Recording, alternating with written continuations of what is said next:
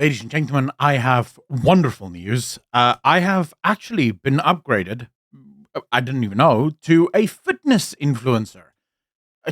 I know, I was absolutely dumbstruck when I heard that and when I saw it, but, and it is relevant to this video, I promise, according to the logic, the flawed logic, I guess you could say, of the left, I am perfectly well within my right to demand that you guys refer to me as a fitness influencer or a Greek god. You can pick or choose. I'm not even Greek, but let's go with that, right? Because, I just wanted to share this. I wanted to start this video off with a little bit of fun because it's going to get less fun as time goes on, right? But, it is what it is. Of course, this is not what we're talking about today. He is why we are here. The man is back, and the man is back in all of his stupidity and glory. I'm going to go through his arguments, and we're going to tackle them one by one because that's sort of the only way that you can do it. Now, Pieter Kriel came onto the scene shortly after Donald Trump made his remarks about white genocide in South Africa, and he was a token, very much used by a specific subset of the black podcast space to combat this narrative from Donald Trump, and he was very much pushed by the mainstream media, all of them very much not wanting Donald Trump's narrative to stand. Shortly after the narrative was over and people had moved on, Pieter Kriel also just sort of went by the wayside. When you go to his TikTok now, his videos aren't getting anywhere near as many views as they got in the past. He's sort of very intermittently upload anyways, and whenever he does upload and you actually go through the comments, you find that most people don't actually agree with what he's saying, which makes sense, right? Pieter Kriel is a young guy. I think he's 21 years old. He is a super far leftist, and one of the problems that I have with leftism is the fact that it does not hold to reality. The view that leftists have when it comes to what is reality is just absolutely flawed. Take, for example, this video of his where he discusses systemic racism or the systemic problems within society. Everyone claims to be progressive, to stand in solidarity with change. But what does it mean in a country where millions are still trapped by poverty, inequality, and exploitation? The terms left and all right, so first and foremost, everyone isn't claiming to be progressive. In fact, I'm not claiming to be progressive. I am as conservative as they come. I despise progressivism because progressivism isn't actually to progress. Progressivism is to destroy, dismantle, and return to some, I guess, perceived utopia. That's the idea behind progressivism. right originated in the French Revolution. The left sought to dismantle entrenched hierarchies, to question privilege and authority, to demand equality and liberation. The right defended the status quo. It's actually a gross oversimplification of what the quote-unquote left stood for. That's not at all, right? That's very much looking at history after the fact and attributing a bunch of stuff to the left of that time. But okay. Protecting wealth, power, and inherited advantage. That tension between liberation and preservation. Okay, so here's the problem, and I highlighted this purely because I want to show you the way leftists think and how they make they pick and choose moments in history that suit their narratives, and when it suits them, they will take those moments and they will apply them to modern day. And they'll revise them based on the modern era. And when it doesn't suit them, they just view them through that specific lens. So what Pieter Kriel is doing here is he is saying the left and the right come from the French Revolution. Therefore, everything that happened in the French Revolution is still true today. Now, it should be mentioned that everything that happened in the French Revolution had as much a religious undertone and a fight between Catholics and Protestants as it had with political and sort of economical issues, right? Not to mention the fact that there were famines and stuff happening and a very bad king at the time. So there were a lot of things going on that we don't have in the modern era. But of course, this suits his narrative for right now. because he wants to make the argument the right simply wants to protect its privilege and the left wants to make everyone's lives better. But the immediate retort to that would be, where? You claim the difference between you and the right, and I find myself firmly on the right, the difference between us is that you purport to want to make people's lives better, and yet the entire history of mankind shows that you have failed every single time that you have tried to do that. Name a single communist socialist country that has actually managed to tax its rich and make everyone else richer. Across the world, everywhere you go, where you have had governments try to transfer wealth from the upper class to the lower classes, you have simply had a government that has achieved the impoverishment of the entire society. So you are living in this sort of make-believe theoretical world where Karl Marx could theoretically work, except it's never worked anywhere. My side, the right, the capitalist side, have actually managed over the last 150 years to make the human population richer than it has ever been before. In fact, someone that is middle class today is living far wealthier than a king 300-400 years ago. You have far more access to far more than even a king had back in the day. You have far more abundance than even a king had back in the day. So it is just not true. My side actually has results that prove that it works. There's corruption, sure. I'm not going to sit here and say that capitalism doesn't have major flaws and there's a lot of stuff we have to look at, but that's the major difference. But okay, so let's get to the meat and potatoes and the topic of today's video. Pieter Kriel is back and he has some stuff to say. Townships are not dirty because black people are lazy. Let's just get that straight. Look, yes, sometimes we see trash and papers on the streets, but that is not the problem. That is the symptom. We are living with the... Okay. So first and foremost, I don't know many people that say that townships are dirty because black people are lazy. I don't believe that that's actually the argument that many people make. The argument that I would make and the argument that many people make is that townships are dirty because there isn't a culture of cleaning up after yourself. And that culture tends to stem from education. It tends to stem from living in an environment where other people are cleaning up behind themselves as well. That's why when you go into the cities and you look at where black people live in the cities, they keep their homes clean. Their homes are well looked after. So clearly, the black people know how to do it, right? It's not that black people they don't know. It's got nothing to do with them. It's that once you get into an environment where people are keeping things clean around themselves, you do it too, because that's just how societies work. We sort of press in on each other. It doesn't really have much to do with laziness, not in that regard.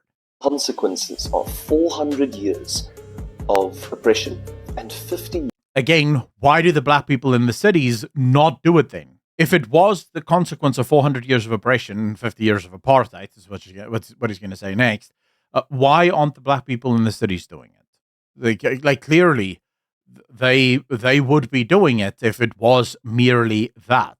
And by the way, so many black people in the comments absolutely tear him down for this.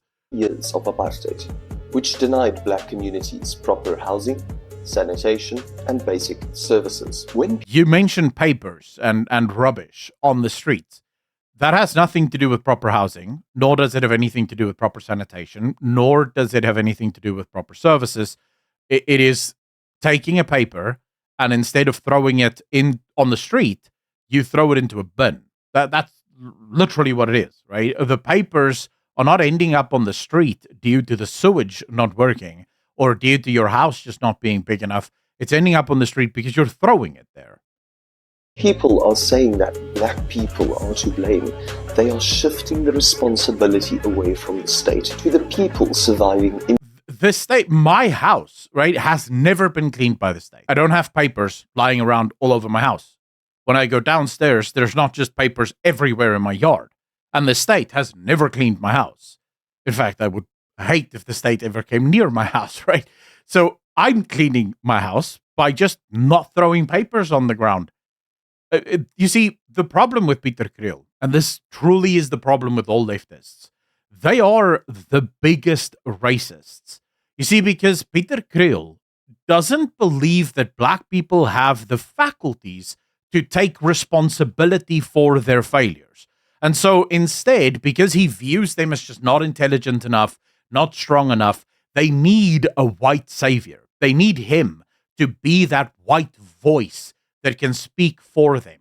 And whenever there is a failure within the black community, he needs to make sure that everyone understands it's not the black people's fault. We're basically making black people a bunch of children that can't take care of themselves. And I just like, I would love to know because I know I have a lot of black people that watch my show. I would love to know from the black people watching, how does this make you feel? Right? Knowing that you clean up after yourself every single day, your house isn't an absolute pigsty, right? And somehow you have this white boy sitting here telling you that, oh, the fact that the townships are as dirty as they are has nothing to do with you. It's not your fault. It's the failure of the system. It's the failure of apartheid and oppression. You are completely innocent. Just take a look at this, for example. Zanella Mishika, a black woman, is writing, I believe as blacks must do better. Townships are dirty because of dumping on every corner whilst municipalities don't pick up the rubbish. Literally, black people in his comment section are going, wait, what are you talking about, white boy?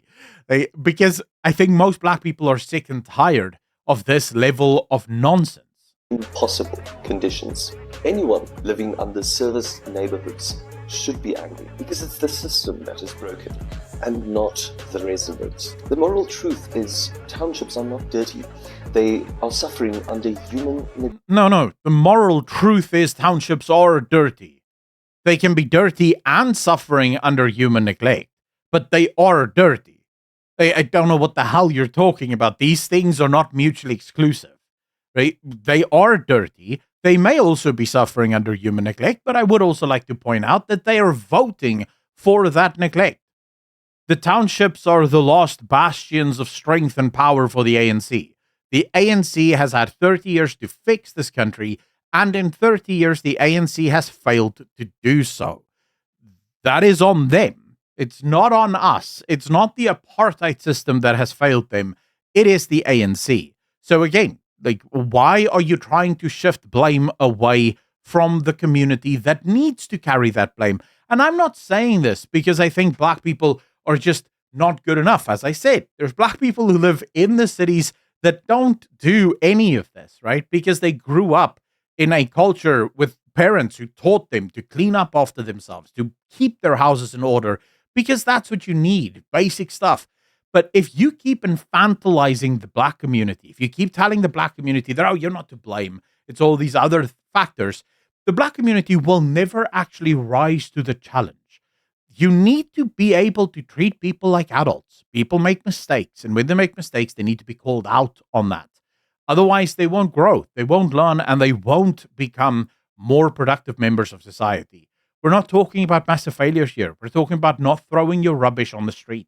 Neglect. And until we call out inequality, corruption, and failure of governance, nothing will change.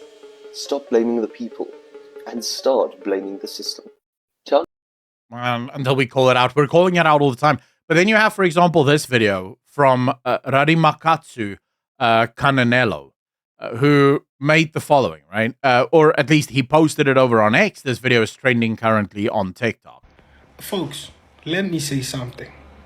If you are a black South African and you are still obsessed with race when it comes to picking your politicians, you have clearly not read the room. Because the room and the mood in South Africa says we need people in positions of power who can do the job. You look at Pieter Kriel there by Correctional Services. What he's doing, he's getting the prisoners to bake bread, empowering them with skills for entrepreneurship, and also just being able to be a good employee who knows how to make good bread. It's not just about making good bread. It's about being a good employee. It's about knowing when to rise, when to show up so that you're tardy, you know, or so that you're on time, so that you learn that responsibility of taking responsibility for something and actually seeing that through, being part of a team. There's so many skills that you'll learn as a prisoner working in that bakery that is 100% transferable to the outside.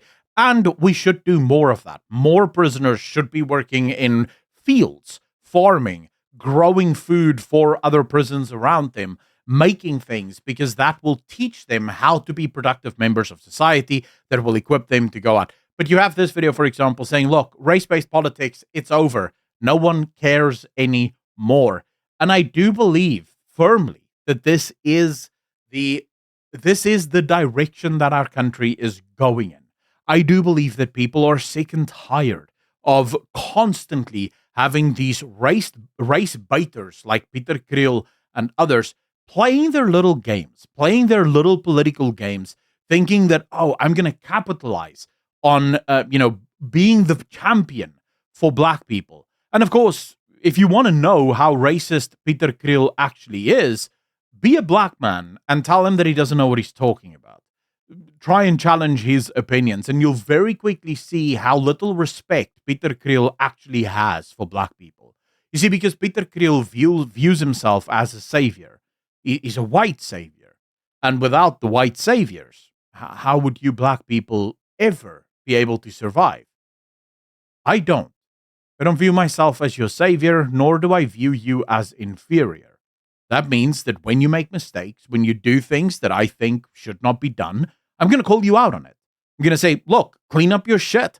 Your townships are a mess. You should be taking care of it. It's not that hard to just throw your rubbish in a bin, right?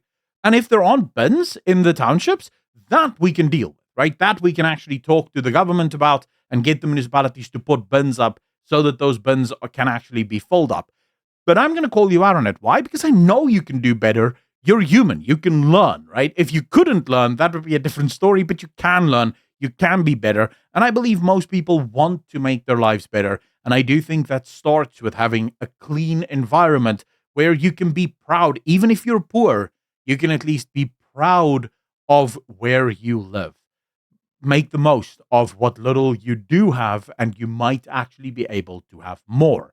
But this idea that we're going to treat black people with kid gloves and we're not going to make them feel bad about stuff, nonsense. Why? You're as equal as I am, and if I make a mistake, I expect you to call me out on it. Therefore, if you make a mistake, if you do stuff that's wrong, I'm going to call you out on it, because what's fair is fair, right? Ultimately, I'd love to read your thoughts in the comment section down below. If you like what I do and you think more people should see it, please consider hitting that like button, hitting that subscribe button, and leaving a comment, because engagement does help push this video out to more and more people. Big shout out and thank you to all of the patrons, the YouTube channel members that help keep this channel alive and help me do what I do more succinctly and hopefully better every single time. If you want to join the Patreon, click the link in the description down below, or just the join button right below this video. As always, be good to each other, be kind to each other, and I will see all of you in the next one. A peace.